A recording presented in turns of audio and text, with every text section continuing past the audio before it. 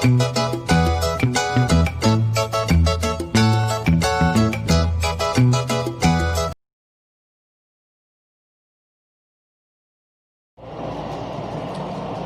Students, welcome back to my YouTube channel बरूट English hub. This is Rajni.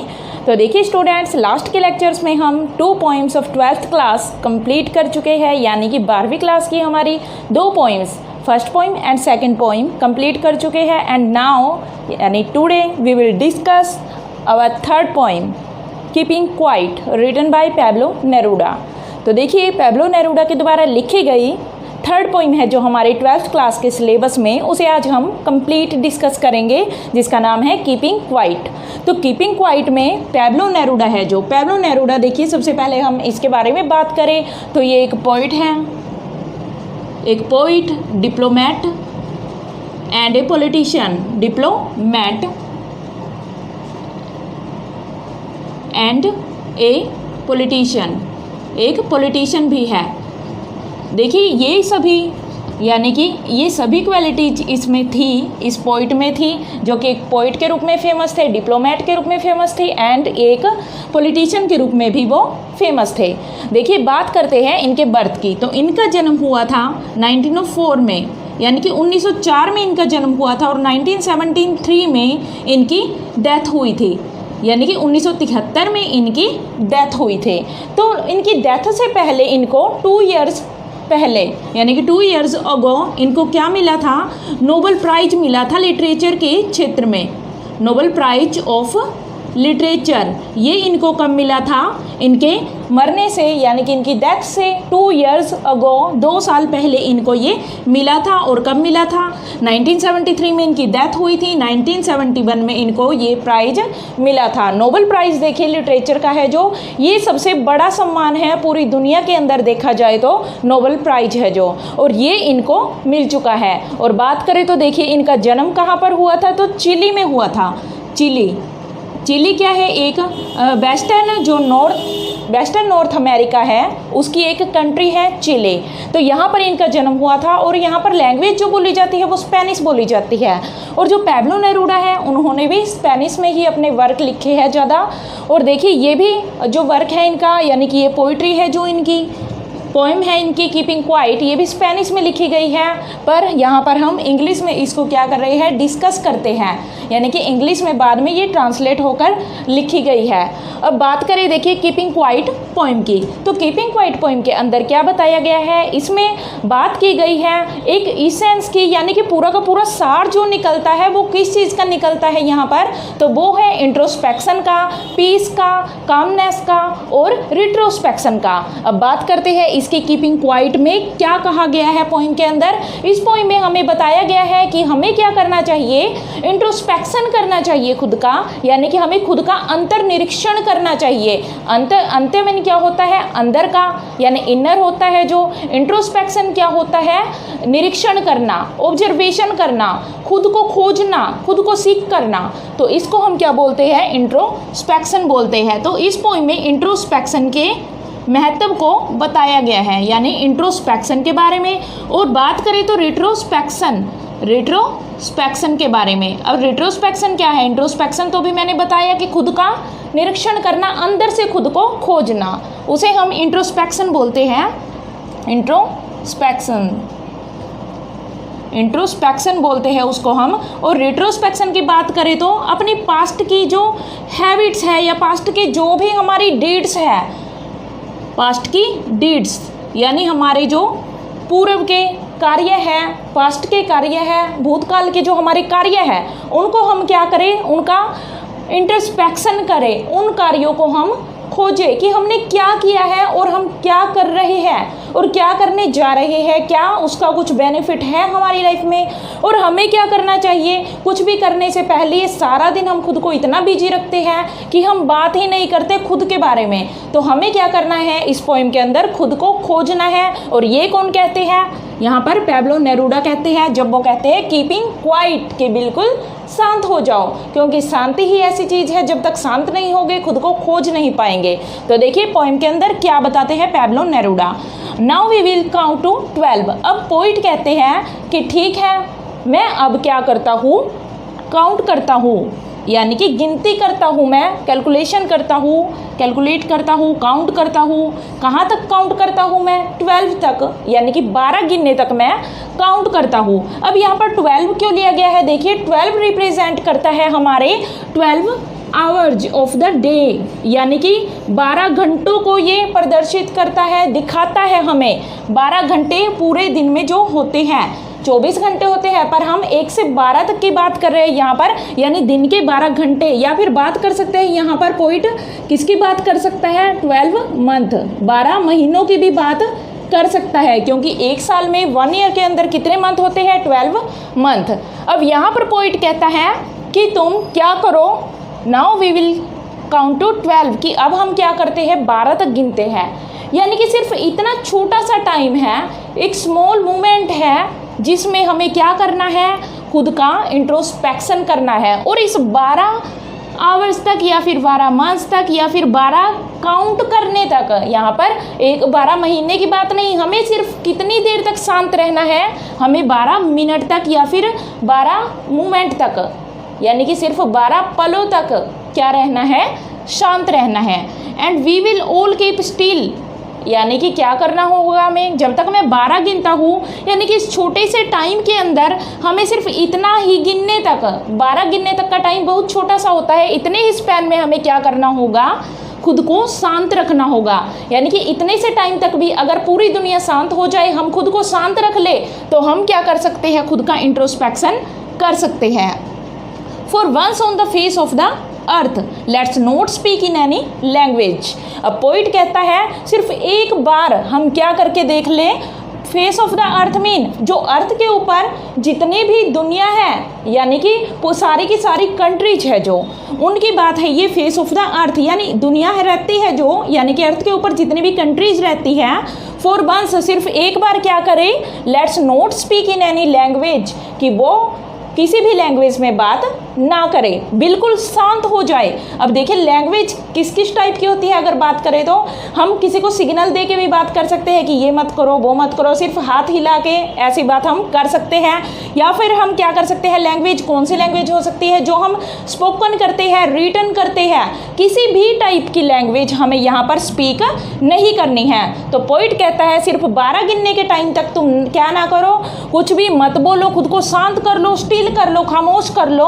और क्या करो? पूरी दुनिया में अगर 12 गिनने तक के टाइम तक क्या किया जाए? सभी के सभी किसी भी लैंग्वेज में बात ना करें, चाहे वो रिटन लैंग्वेज है, स्पोकन है, या फिर क्या है, कोई सिग्नल लैंग्वेज है, किसी में भी बात वो ना करे, यानी बिल्कुल शांत हो जाए, हाथ पैर ही मत हिलाए वो। लेट्स स्टॉप फॉर 1 सेकेंड, सिर्फ 1 सेकेंड के लिए ही वो क्या हो जाए? खुद को स्टॉप कर दे, यानी बोलना, चलना, कुछ काम करना सभी वो बंद कर दे। And not move out our arms so much, और यहाँ तक कि वो क्या ना करे? एंड नॉट मूव ना करे, ना हिलाए, आउट आवर आर्म्स क्या होती है? देखिए आर्म्स होते हैं, यहाँ पर राइट कर दिया है मैंने, आर्म्स होते हैं वेपन्स क्या होते हैं?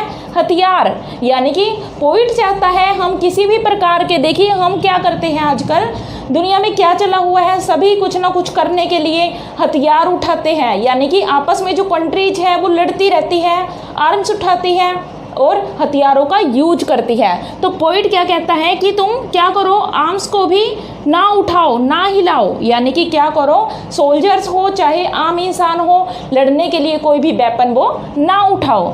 It would be an exotic movement, और ये क्या होगा? एक एक्सोटिक मूवमेंट होगा। अब ये क्या होता है? एक्सोटिक होता है रेयर क्यों है ये? देखिए रेयर मूवमेंट क्यों है ये, एक्सोटिक मूवमेंट क्यों है? क्योंकि जब पूरी दुनिया एकदम से शांत हो जाएगी, बिल्कुल क्वाइट हो जाएगी, बिल्कुल स्टिल हो जाएगी, तो वो क्या होगा? एक अलग ही तरह का एक मूवमेंट होगा वो, क्योंकि सभी जगह पर क्या होगी?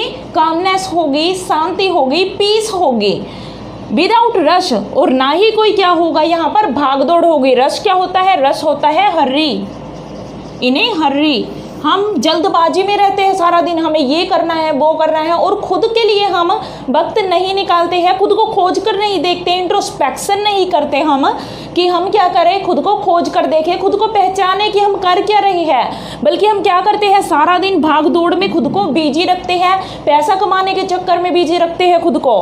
विदाउट इंजन्स, और क्या होगा वह, विदाउट इंजन्स मीन वहाँ पर कोई शोर शराबा नहीं होगा, यानी कि कोई भी मशीन्स वगैरह नहीं चलेगी।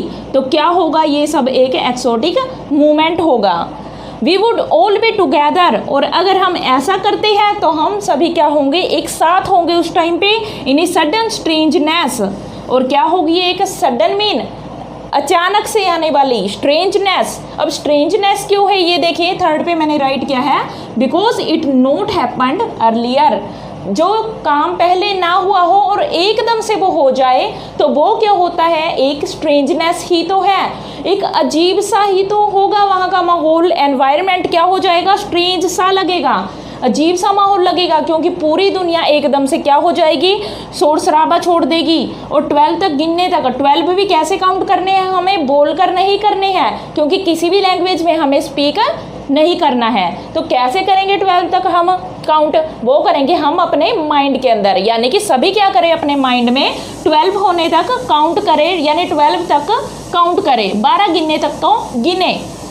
And we will all keep still, और सभी शांत हो जाए, for once on the face of the earth, क्योंकि अगर ऐसा पूरी अर्थ के ऊपर, यानी कि सभी कंट्रीज में ऐसा हो जाएगा, let's not speak in any language, कोई भी किसी भी भाषा के अंदर बात नहीं करेगा, लेट्स स्टॉप फॉर 1 सेकेंड, और सभी 1 सेकेंड के लिए चुप हो जाएंगे, and not move out our arms so much, और यहाँ तक कि अपने हथियारों को भी वो नहीं यूज करेंगे।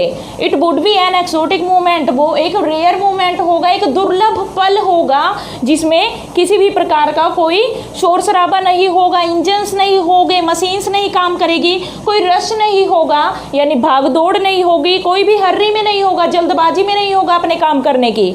We would all be together, और हम सब क्या फील करेंगे उस टाइम पे, हम फील करेंगे एकता। टुगेदर क्या होता है, एक साथ फील करेंगे, हम सभी को लगेगा कि हाँ हम क्या कर रहे हैं, हम पहचान पाएंगे खुद को कि हम किसकी तरफ भाग रहे हैं, भाग दौड़ कर रहे हैं, पैसा कमाने की तरफ, अपने बिजनेस की तरफ, ट्रेड करने की तरफ, व्यापार करने की तरफ, क्योंकि हम खुद पर ध्यान नहीं देते, खुद को नहीं खोजते कि हम ऐसा क्यों कर रहे हैं, हमें खुशी किस चीज़ के लिए चाहिए, क्या पैसे के लिए खुशी चाहिए, ऐसा नहीं होता।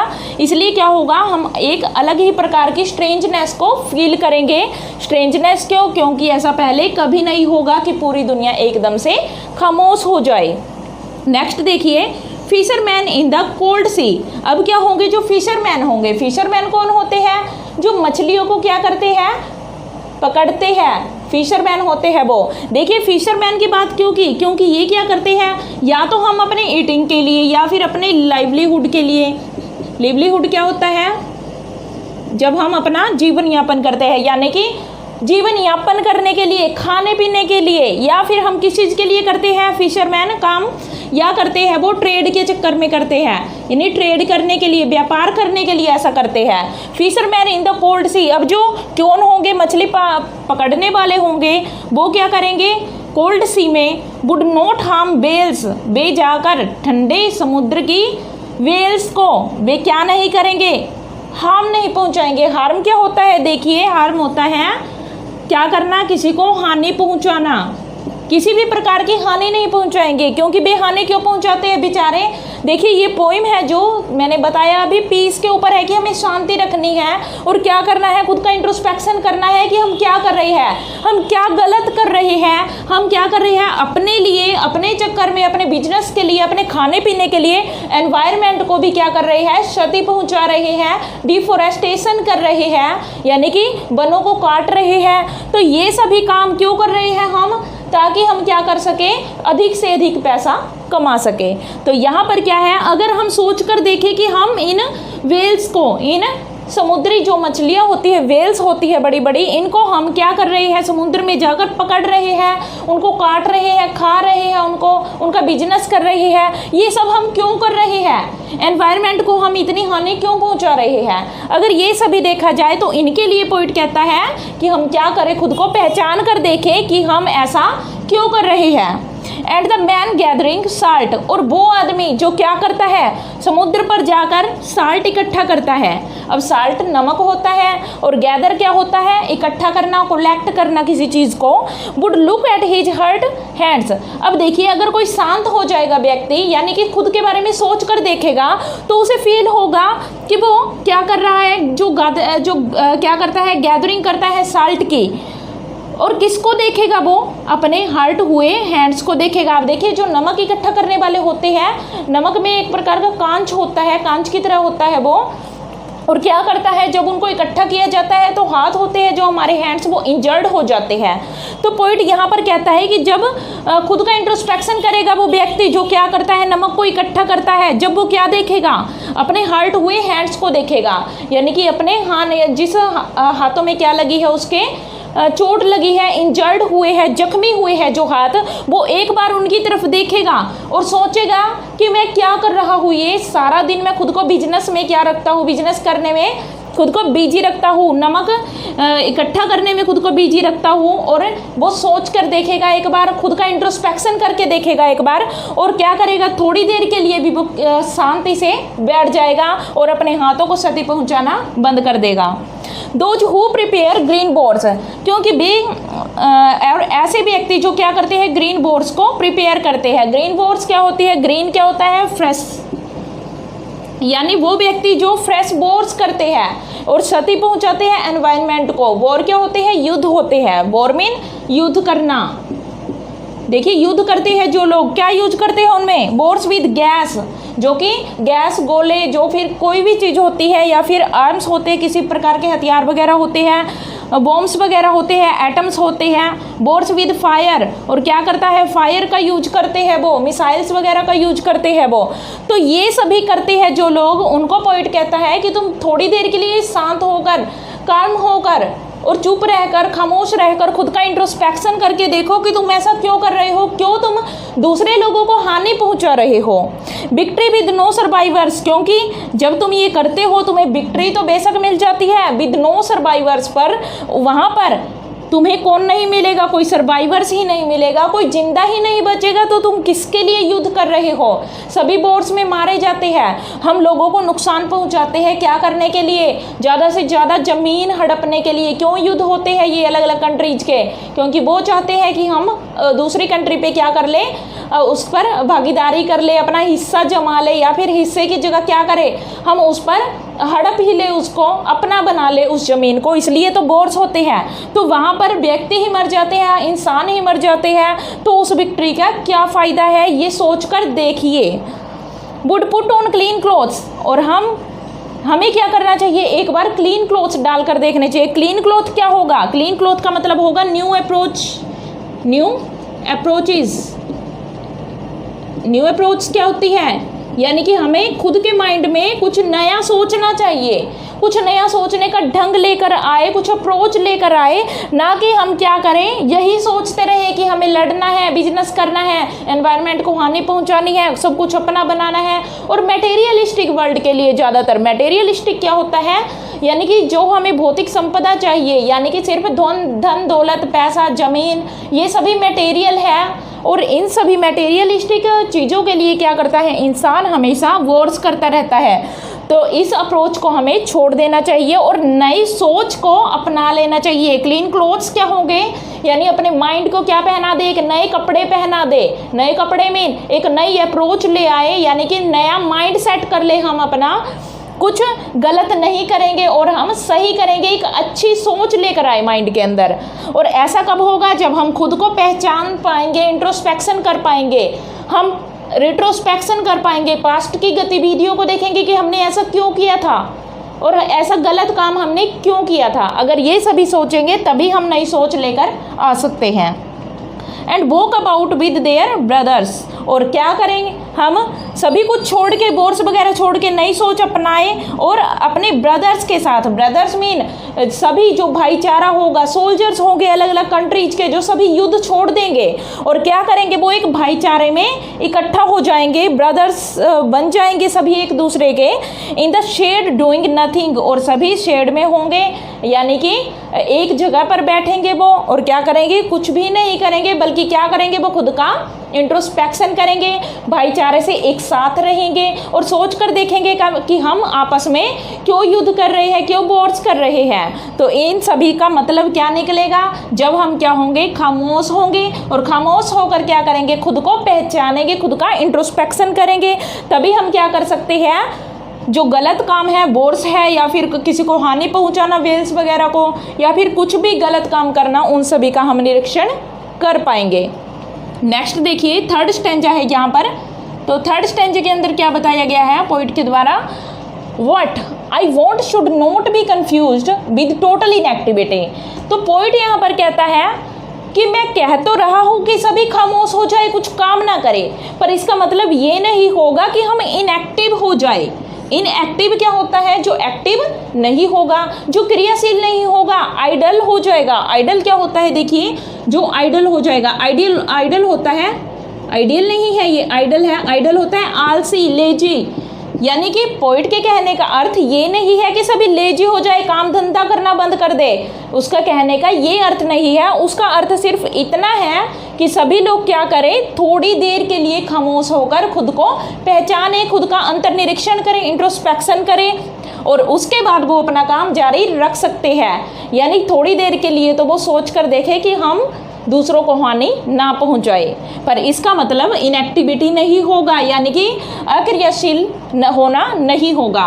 Life is what it is about, I want no truck with death, क्योंकि लाइफ वही है जिसके बारे में हम बात कर रहे हैं। I want no truck with death, ना कि वो लाइफ जिसका संबंध किससे है, डेथ से। क्योंकि इनएक्टिव कौन होते हैं, जो मर जाते हैं, डेड हो जाते हैं, डाइड होते हैं, वही इनएक्टिव होते हैं। उनमें कोई सांसें काम नहीं करती, उनकी कोई हाथ पाँव नहीं चलते उनके, तो वो इनएक्टिव हो जाते हैं। पर पोइट ये नहीं चाहता, उसका मतलब ट्रक विद डेथ का मतलब क्या होगा, ट्रक होता है कोई रिलेशन, कोई कनेक्शन, उसका अर्थ कोई कनेक्शन नहीं है डेथ के साथ। मतलब उसका कहने का मतलब ये नहीं है कि तुम सभी मर जाओ, ऐसा नहीं, इनएक्टिव हो जाओ, काम धंधा करना बंद कर दो, ऐसा नहीं, बल्कि उसका अर्थ सिर्फ इतना है कि वो खुद को पहचानो और गलत ना करो। If we were not so single minded about keeping our lives moving and for once could do nothing, perhaps a huge silence might interrupt this sadness। क्योंकि क्या होगा, if we were not so single minded, यदि हम single minded नहीं होंगे। Single minded क्या होता है, डिटरमाइंड। डिटरमाइंड क्या होता है, जो क्या होते हैं, पूरी तरह से दृढ़ निश्चयी होते हैं, यानी एक संकल्प ले लेते हैं कि हमें यही करना है। About keeping our lives moving, और क्या रखेंगे हम, अपनी जिंदगियों को, अपनी लिविंग्स को, अपनी लीव्स को मूव करना जारी रखेंगे, यानी कि अपनी जिंदगियों में चलते रहेंगे, ना कि मर जाएंगे। ऐसा नहीं होगा, इनएक्टिव नहीं होंगे, काम करना नहीं बंद करेंगे, बल्कि क्या करेंगे, अपना काम जारी रखेंगे। And for once could do nothing, सिर्फ एक पल के लिए हम सभी कुछ करना बंद करेंगे, सिर्फ एक पल के लिए करेंगे। Perhaps a huge silence might interrupt this sadness, अगर हम ऐसा करते हैं, थोड़ी देर के लिए भी खामोश हो जाते हैं, तो शायद, perhaps क्या होता है, शायद, तो शायद क्या होगा, a huge silence, huge होता है very big, very big, कि एक बड़ी साइलेंस, एक बहुत बड़ी खामोशी, एक विशाल खामोशी है जो, साइलेंस है जो माइट इंटरप्ट दिस सैडनेस, तो वो हमारी सैडनेस को क्या कर देगी, इंटरप्ट करेगी। इंटरप्ट होता है दखल देना किसी चीज़ में, यानी कि हमारी खामोशी टूट जाएगी और क्या होगा, सैडनेस सारी की सारी ख़त्म हो जाएगी वहाँ पर। क्योंकि ह्यूज साइलेंस अगर हम रखते हैं, थोड़ी देर के लिए भी अगर हम साइलेंस रखते हैं, तो हम खुद का इंट्रोस्पेक्शन कर पाएंगे, खुद को पहचान पाएंगे, समझ पाएंगे। और क्या करेंगे, इस तरह से अगर हमने खुद को समझ लिया, हम सभी समझ जाएंगे कि जो सैडनेस है, सैडनेस क्या है यहाँ पर, कि हम क्या करते हैं, गलत कार्य करना जारी रखते हैं, ये सब करते हैं जो मैंने यहाँ पर बताया है सेकंड और फर्स्ट स्टैंजा के अंदर। तो क्या है यहाँ पर, ये सारी सैडनेस फील होगी जो हमें कि हाँ हम गलत कर रहे हैं, तो ये सारी सैडनेस कब खत्म हो जाएगी, थोड़ी देर के लिए अगर हम क्या करेंगे, इंट्रोस्पेक्शन करेंगे, गलत कार्य के लिए जो हमारी उदासी छाई रहती है हम पर, वो सारी की सारी खत्म हो जाएगी। सिर्फ कब होगी वो खत्म, जब हम थोड़ी देर के लिए खुद को सोच पाएंगे, इंट्रोस्पेक्शन कर पाएंगे। Of never understanding our selves end of threatening our selves with death. और ये सैडनेस किस चीज़ की होगी, यहाँ पर पोइट कहता है of never understanding our selves. ये सैडनेस होगी कि हम खुद को समझ नहीं रहे हैं, हम खुद को समझ नहीं पा रहे हैं। End of threatening our selves with death, और हम क्या है हमेशा खतरे में रहते हैं। थ्रेटन क्या होता है, किसी को धमकी देना, कोई खतरा मंडराना, क्योंकि हमारी जो लिव्स है, हमारी ज़िंदगी है जो उस पर, जीवन पर हमारे हमेशा एक खतरा छाया रहता है, एक थ्रेटन रहता है कि हम पता नहीं कब मर जाएंगे। और मरने से पहले क्या करते हैं, ज़्यादा से ज़्यादा पैसा इकट्ठा कर लेते हैं, मनी इकट्ठी कर लेते हैं, मटेरियल इकट्ठा कर लेते हैं, ताकि वो हमारी पीढ़ियों के लिए काम आए और हमारे लिए काम आए। तो मरने से पहले ज़्यादा से ज़्यादा धन जो इकट्ठा करना चाहते हैं, तो ये क्या होगा, इन सभी को भी पहचान जाएंगे, इस थ्रेटन को, इस धमकी को, और क्या होगा, अंडरस्टैंडिंग अवर सेल्व्स, और खुद को समझ पाएंगे। और समझ गए तो क्या होगा, जो सैडनेस होगी कि हम ये ऐसा कुछ क्यों कर रहे थे, वो सैडनेस खत्म हो जाएगी जब क्या कर लेंगे, हम सभी बातें समझ जाएंगे, खुद को इंट्रोस्पेक्ट कर लेंगे, इंट्रोस्पेक्शन कर लेंगे, खुद का निरीक्षण कर लेंगे। नेक्स्ट देखिए, perhaps the earth can teach us. अब देखिए पोइट कहता है यहाँ पर कि सबसे बढ़िया अगर एग्जाम्पल की बात करें, कौन हमें शिक्षा दे सकता है इसके बारे में कि हम खुद को पहचानें, या फिर एक एग्जाम्पल कि हम क्या करें, थोड़ी देर के लिए खामोश हो जाए और हमें इससे क्या होगा, इंट्रोस्पेक्शन करने में मदद मिलेगी, खुद का निरीक्षण करने में, खुद को जानने पहचानने में हमें मदद मिलेगी। तो ऐसी शिक्षा कौन देता है सबसे बढ़िया अगर बात करें तो वो देगी हमें अर्थ। अब अर्थ कैसे देगी, देखिए, as when everything seems dead. एक टाइम ऐसा आता है जब अर्थ पर, अर्थ मीन पूरी जो धरती है हमारी, इस पर क्या होता है, सब चीज़ें, एवरीथिंग, सीम्स मीन प्रतीत होना या लगना, प्रतीत होना या फिर लगना, सीम्स, तो क्या होगा, एवरीथिंग सीम्स डेड। क्योंकि धरती पर एक समय ऐसा आता है जब क्या होता है, हर चीज़ क्या लगती है, जैसे कि हर चीज़ मर चुकी है। अब ये समय आता कब है, ये टाइम हमारा कब आता है, ये आता है हमारा विंटर में। अब देखिए सर्दियों में आता है ये, देखिए क्या होता है सर्दियों के टाइम में, जितनी भी चीज़ें हैं इस अर्थ के ऊपर वो सारी फ्रीज हो जाती है, जम जाती है एकदम से। और क्या होता है, जो वर्ड्स है या फिर ह्यूमन बींग्स है, कोई भी है, वो क्या होते हैं, काम करना, या फिर जो हमारी नेचर है, नेचुरल थिंग्स है, जैसे पेड़ पौधे हैं, हमारे प्लांट्स हैं, ये बिल्कुल जम जाते हैं, काम करना बंद कर देते हैं। और क्या होता है, and later proves to be alive, पर कुछ ही समय के बाद ये कैसे लगने लगते हैं, जैसे कि दोबारा से जिंदा हो गए हैं, हमारी नेचर फिर से मूव ऑन करने लगती है, यानी कि अपना काम जारी कर देती है। क्योंकि क्या होता है, और ये कब होता है, थोड़े समय बाद। लेटर कब होगा, ये लेटर होगा स्प्रिंग में, स्प्रिंग मीन बसंत ऋतु में। और बसंत ऋतु में आपने देखा होगा जो भी पेड़ों के पत्ते झड़ जाते हैं, जो कि डेड जैसे लगने लगते हैं, पेड़ जैसे कि मर चुके हैं, इनके सभी पत्ते गायब हो चुके हैं। अब वो क्या होगा, later proves to be alive. कुछ दिनों बाद स्प्रिंग का मौसम आता है, यानी बसंत ऋतु आती है, तो सब कुछ दोबारा से हरा भरा हो जाता है और ऐसा लगता है जैसे कि धरती दोबारा से जिंदा हो गई है। नेचर है जो हमारा, नेचुरल थिंग्स है, वो दोबारा से अलाइव हो चुकी है। Now I will count up to 12। तो चलिए अब मैं क्या करता हूँ, काउंट करता हूँ कितने तक, 12 तक। ये कौन बोल रहा है, पोइट बोल रहा है। And you keep quiet and I will go. और पोइट कहता है यू विल कीप क्वाइट, कि तुम्हें खामोश होना है अब, एंड आई विल गो, और मैं जाता हूँ। अब आई विल गो क्यों कहता है पोइट, यहाँ पर समझने वाली बात है। पोइट कहता है कि मैं तुम्हारी लाइफ में इंटरप्ट नहीं करूँगा, दखल नहीं दूंगा, क्योंकि तुम अब क्या करो, मैं तुम्हारे साथ बातें नहीं करूँगा और मैं चुप हो जाता हूँ। और तुम क्या करो, मैं 12 गिनता हूँ और तुम क्या करो, खुद का इंट्रोस्पेक्शन करो इतने टाइम में, यानी कि तुम खुद की खोज करो, खुद को पहचानने की कोशिश करो। तो देखिए इस पोइम में कीपिंग क्वाइट में हमें समझ आया कि पैब्लो नेरूदा क्या चाहता है, सभी से खामोश रहने की गुजारिश करता है कि हम 12 गिनने तक के टाइम तक क्या करें, बिल्कुल काम हो जाए, बिल्कुल शांत हो जाए, ताकि हम क्या कर सके, खुद को पहचान सके, खुद का इंट्रोस्पेक्शन कर सके। अगर हम ऐसा करते हैं, शांत रहते हैं, तो हम खुद के माइंड में सोच सकते हैं, एकदम खामोशी से अगर बैठकर आपने देखा होगा कि हम क्या करते हैं, जब चुप हो जाते हैं तो हमारे माइंड में सारी बातें आने लगती है कि हम क्या कर रहे हैं और किस तरफ हम बढ़ रहे हैं। तो अगर हम पूरी दुनिया में शांति चाहते हैं, अच्छा रहना चाहते हैं, सभी मटेरियलिस्टिक वर्ल्ड को छोड़ना चाहते हैं, तो हमें क्या करना होगा?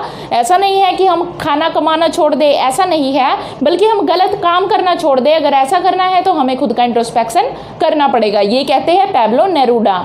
तो आई होप आपको समझ आया होगा सब कुछ।